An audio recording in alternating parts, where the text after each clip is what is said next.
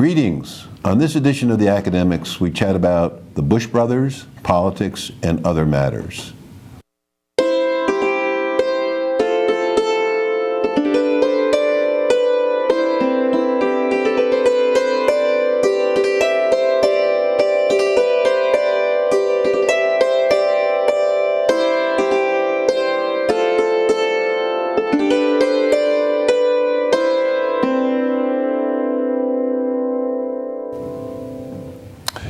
Hello, I'm Leigh Dunston. Welcome to the Academics.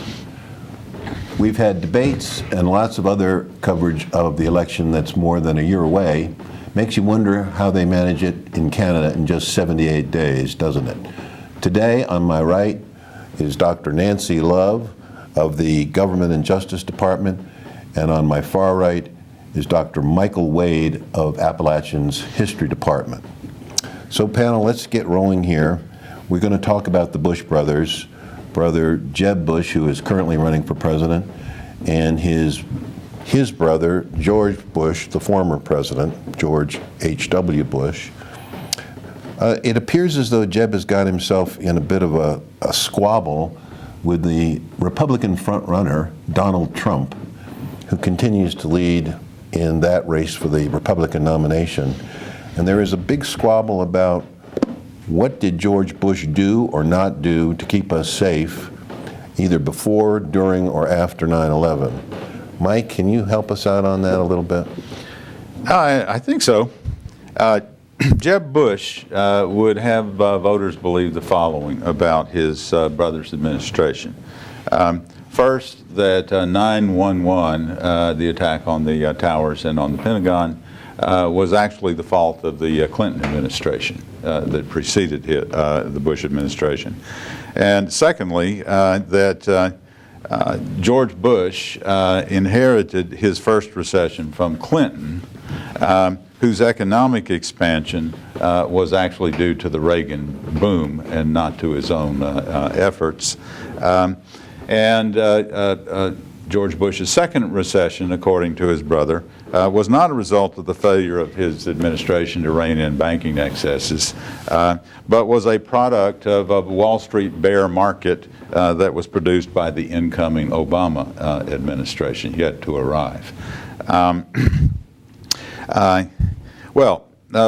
to the first, facts about 9/11.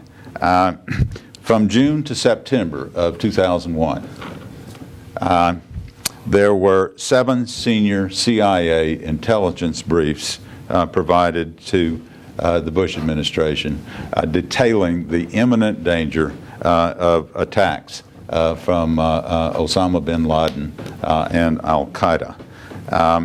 The August brief, the last one before the actual attacks, was titled Bin Laden Determined to Strike the United States. Following the attacks, the Bush so they were warned. Following Bush was on vacation in Texas the entire month of August. That is the longest presidential vacation in American history. CIA Director George Tenet said that he was not able to speak to Bush once that month because he was on leave. As Jeb further said, that it's what you do after the attack that matters. Does anyone actually blame my brother for the attacks on 9/11? If they do, they're totally marginalized in our society. It's what he did afterwards that matters, and I'm proud of him. Well, we know what he did afterwards. He let the terrorists get away. He allowed Saudi nationals, including bin Laden family members, to leave the United States. I'm sorry, hold on. He let the terrorists get away? How is that? It's a reference to bin Laden, the failure to... you mean at Tora Bora? To capture bin Laden. I got it. He got us involved in a war in the wrong country that has now consumed $5.5–6–7 trillion and counting, much of it wasted and some of it stolen. It's created thousands of widows and orphans, so if we were to look at what he did after, I think there's not much to go on there. There are two possible conclusions about this regarding Jeb. He actually believes what he's saying, in which case he's mentally less competent than his bumbling brother. Or to promote his lagging candidacy, he's willingly trying to mislead voters in the belief that many Americans are sufficiently ignorant and otherwise distracted to buy that scenario. In a functional republic, either one of these should disqualify him from further consideration, as far as I'm concerned. Nancy, can you jump in on this a little bit? That's a strong statement. I will add one more thing to the list, which is, when in a democracy did we start allowing presidential elections to be a debate over the legacy of a family dynasty? Oh. And we can go back, right? We can talk about the Kennedys, we can talk about the Clintons, as well as talking about the Bushes. But Jeb needs to run on his own record and establish his own credentials and let voters know what his policy positions are, I think, in order to be a compelling candidate. That's what matters for the voters here and now. I'd like to kind of focus a little bit on what I perceive to be the kind of a moment of truth, in a way, for this whole Republican nomination process. It seems to me that Donald Trump, not unwittingly, actually very cleverly, has managed to lure Jeb Bush into a trap of discussing his brother, discussing Iraq, discussing the 2008 financial crisis, which is going to, Mike, disqualify him politically inside that discussion. He is going to go to, he's down at 5% as we speak. Trump, God help us, is at 25% of the Republic. So what has happened here is that an amazingly clever move that I think Trump may have stumbled into, but smelled instantly, was political pay dirt, and he's demolishing, and you're helping him demolish Jeb. You happen to be working with facts. He's working with theatrics. So it's astounding to me that a guy who's had this much political experience, Jeb Bush, in such a politically experienced family, has fallen into an unbelievable trap, which has probably suffocated him as we speak. Well, I think my contribution is probably minuscule, but I'm happy to be of service in this case. I wouldn't say it's minuscule. Monumental is where I'd be on that. I think that regardless of how it's happened, and I think you may well be right, it's disqualified him in more ways than one. If he should somehow be the nominee, if all that money is able to buy him the nomination, here's the Democrats' campaign strategy provided by Donald Trump and Bush himself. Bush should have quit at "I'm not my brother." Yes. Yes. Exactly. That's what I'm saying. And said it 100 times. And that goes to mental acuity, as far as I'm concerned. I think we don't know that yet because there are so many candidates, right? The field is so large that he's not sure just how to position himself in relation to them. Now, by the time he figures that out, it may be too late, which is Trump's strategy. You know, it's always easier just to tell the truth. Absolutely. Well, you know, he did tell the truth, and he told the truth when he finally fessed up about Iraq. And he kind of took him about 10 days to get to the point where he repudiated Iraq as a good idea. Said, no, it was a bad idea. I've changed, it's a bad idea. Yeah. And his poll numbers began to rise slowly and steadily. And then he got into this scrap with Trump, and he's fading into a ghost. It's quite extraordinary. Well, you know, let's credit him with family loyalty, but is that what we want in the presidency? Right. So should Jeb own the financial crisis as well?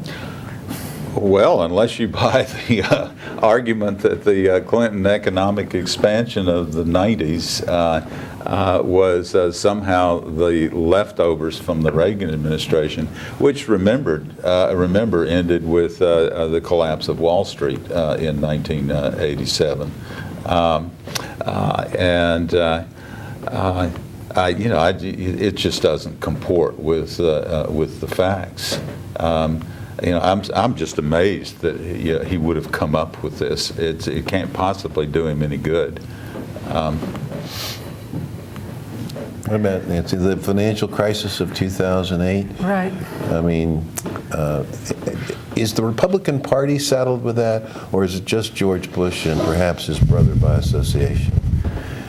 Well, I think more important, the Democrats need to own the financial recovery since Obama was elected in 2009. And Joe Biden, in pulling out of the race, made that point, right? Yep. Said, run on this Obama's record. And that will then, I think, reposition the Republicans as bearing primary responsibility for the collapse in 2008. I hope Joe Biden will not be silent. He said he wouldn't, and I hope he won't. I don't think he will That's the be. sort of thing that needs to be said. And I hope Bernie Sanders won't be silent. Those two together may actually help the campaign for whoever the eventual nominee is. Well, I need to ask another question about our Republican friends. Since we kind of, although we haven't completely written off Jeb as a result of this debacle that he finds himself in, who do we think is really has a real shot at winning this nomination, other than Donald Trump, who remains for 100 days at the top of the polls? No, Karl Rove. You just aren't taking this field seriously. No, I'm sorry, I'm not. I'm not. Okay. But somebody's going to be nominated. I And since do. somebody Right. is going to be nominated, you can pretty much expect that the best that any opponent will do, the best any opponent will do is about 54% of the vote. That's the best any opponent will do against a Republican, which means it's probably going to be a very close election, even if they put up Donald Duck. I want to say I really don't mean to be flip, but we live, we sort of, at least right now, are going to live or die by the two-party system, and looking at that field. I don't think. I wonder if we really got a functional two-party system anymore, and I think we do need choices. I don't really see any there. I mean, look at some of the other candidates. What about John Kasich? I mean, he's a person with experience in Congress for many years. Best of a He's poor lot. a two-time Ohio governor. Right. And it's pretty clear he knows how to handle himself. We have big problems in this country, and they're not addressing them. Hillary Clinton didn't address the biggest of them in her, what I suppose was most people have decided was a debate win. I'm not so sure about that. I'm not so sure either. This election should be about issues. They've not come up in the Republican debate. Bernie Sanders provided most of them in the Democratic debate. What Hillary Clinton provided was persona. And we need more than that from both parties. This is we're at a fairly serious point in our history, and this system's not producing what this country needs. Yeah, a couple of thoughts. I think that Ben Carson's lack of political experience is going to become increasingly evident as the campaign proceeds. So though he may be a fine pediatric neurosurgeon, I doubt that he's going to be a viable presidential candidate in the long run. I think we're going to hear more from Carly Fiorina. Given her performance in the Republican debate, she has more to say, and she's holding back, I think, right now. And then in terms of the field, yes, absolutely. It's not a cast of characters that the citizens of this country deserve. And again, we've got the political outsiders, right, who seem to be making the most compelling cases. I won't be surprised if there is a Trump-Sanders race, ultimately, Really? even after Hillary's performance in the Benghazi testimony last night. That's interesting. Why do you think that Sanders may be able to surpass Hillary on the Democrat side? I don't think the email controversy is over, even though I agree with Sanders, we're all tired of hearing about it. Yeah. And I also think that there is more to emerge in terms of what was really going on in Benghazi. And Biden has positioned himself to play a pivotal role should Clinton need to pull back, depending upon what else emerges. Short answer to your question, Sanders is talking about things that really matter. Yeah. And I suspect he's causing Hillary to talk about things that matter, no? I hope so, but I don't know. I haven't seen it yet. Yeah, Okay. not yet. All right. Here in North Carolina, we have a new voter law, a very serious revamping of the voter election laws in North Carolina that was passed by the legislature a couple of years ago. It has been under attack in the courts, and we are currently waiting for a final decision from the federal judge Thomas Schroeder, who sits in Winston-Salem and heard the case this past summer. I wonder, Nancy, could you give us a sense of what the issues are in that case? Sure. Issues in the case, photo ID requirements will go into effect for voters at the polls in 2016. Now, there is an alternate proposal which is stolen some of the thunder from the legal case, which would allow voters to provide social security number, date of birth, an alternate ID, and sign an affidavit and vote. Nonetheless, there are questions about whether these new requirements for IDs are constitutional, because in the North Carolina Constitution, you're required to be 18, prove residency, and not be a felon or have had your citizenship rights restored following doing your sentence for the crime. And there's some sleight of hand going on here because the laws are being presented as an extension of registration rather than a change in the constitutional requirements for voting. Help me understand that.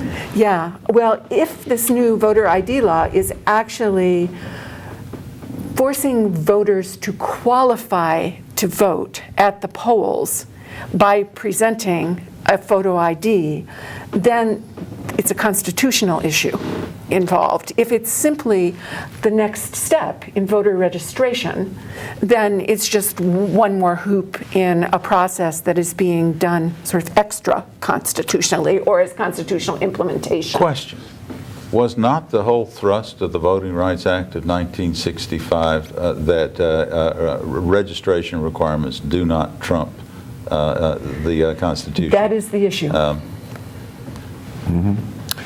So, help me here. What do you think Judge Schroeder should do given these new restrictions on voting or these new qualifications on voting? What do I think? Yeah. I think that the restrictions are unconstitutional and discriminate against poor and non-white citizens of the state, and hence should not be allowed to go into effect. And students. Yeah, students in those categories as well, but also as a separate category because of residency issues. Now, one of the things that got my attention when I read about this law was that if I find myself, for whatever reason, as I go to the polls, at the wrong precinct, Right. somehow my precinct boundaries have changed, and I'm at the wrong precinct, and I seek to cast a ballot, a provisional ballot, which has been given to me by statute by the United States Congress, which is a federal law, that under those circumstances, the North Carolina legislature and the governor signed into law a law which says my provisional ballot won't count. Exactly. How is that possible? I want to be very clear about this. My precinct was changed by officials, election officials. I don't know about it. I go to the wrong place at 6:30 at night on my way home from work. I ask for a provisional ballot. It will not count. because it was cast in a precinct that is not my precinct. Is that the way the law reads? That is correct. And for voters who actually want to be informed on these changes in the rules, Democracy North Carolina has put out wallet pocket size pamphlet on the updates to the rules, and you can get it at www.ncvoter.org. And states clearly here, on election day, you must vote at your precinct's poll. So one of the implementation strategies of voter suppression is to move polling places, provide fewer polling places, which creates confusion. And although the information is available online. And fewer times to vote. Yes, and fewer times to vote. So wait a minute, you used a hot button word. You said voter suppression. I did. And what do you mean by that? Historically, decreasing turnout at the polls has benefited the Republican Party. A more expansive electorate tends to benefit the Democratic Party. And we have a Republican legislature and Republican governor in control. My argument would be that in a democracy, everyone has a right to vote. One person, one vote, and voting should be made accessible to all citizens.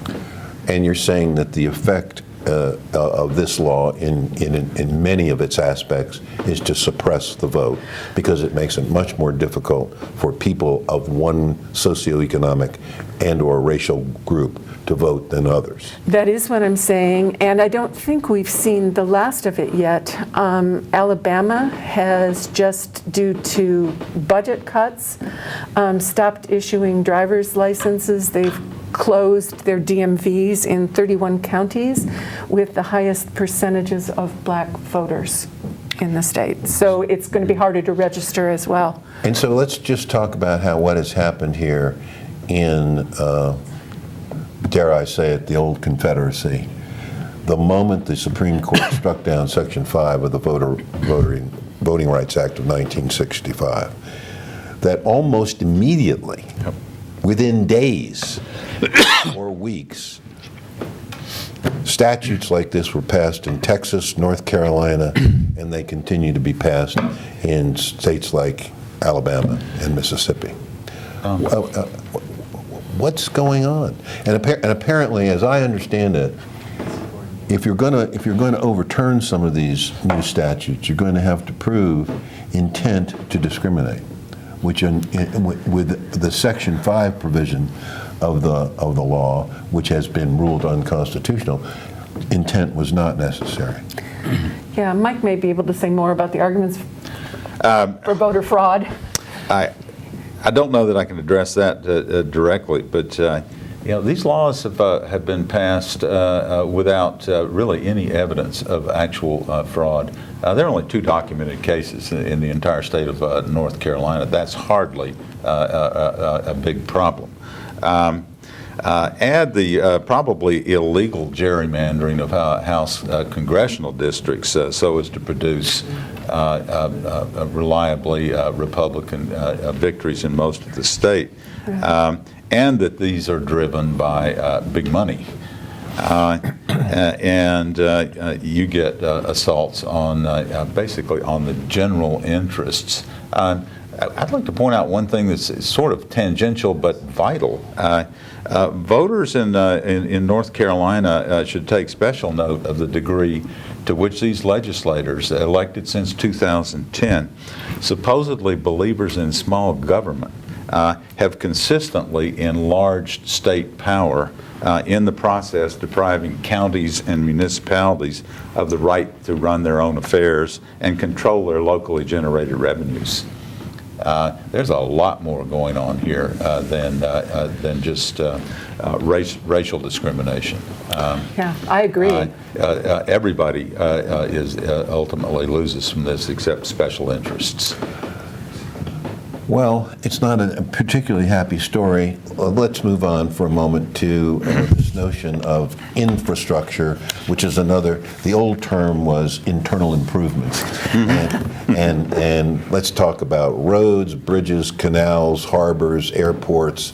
And I think generally now people know what we mean when we say the big bad word of infrastructure.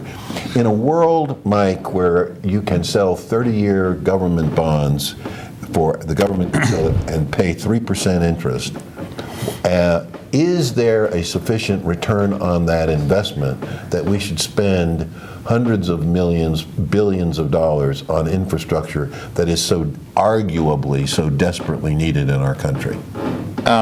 I honestly don't know about the rate of return. That's above my pay grade, but we can't afford not to.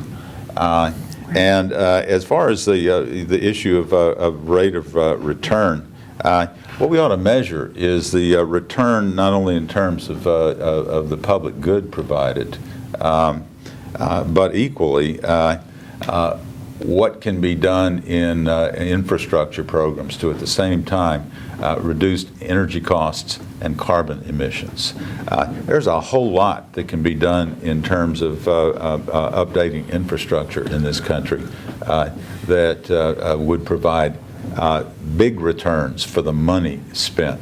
I realize that's not the question about Right. that it's about the interest rate. Nancy, infrastructure? We can't function without it, and the question is where the funding's going to come from, and proposals are out there for getting the funds from a gas tax, which is problematic even though gas prices are going down, or from corporate overseas profits. So we do have some options to fund this. October 29th is the deadline. Okay. Ladies and gentlemen, thank you for joining us on the Academics. We'd like to hear from you. Please contact us with your questions and comments at watchapptv.com. Until next time, I'm Leigh Dunston. Thanks for watching.